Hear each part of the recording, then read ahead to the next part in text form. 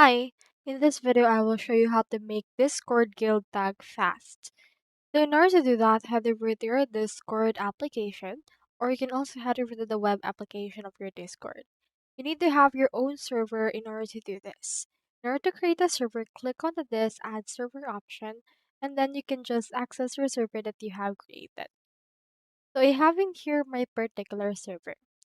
So what we can do in this case is to click onto this settings icon that we can see right there. So let's click on this option right here. And then this should be able to redirect us to the settings of our actual server. So you need to have your own guild through this part as well.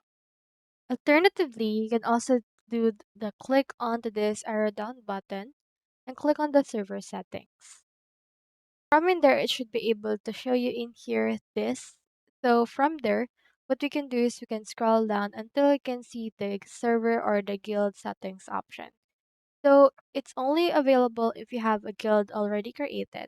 But so far, the guild has been turned off already by Discord. But if you have it, you should be able to create the guild tag from the guild settings option. So that's how you actually make a guild Discord guild tag fast. Hope we helped.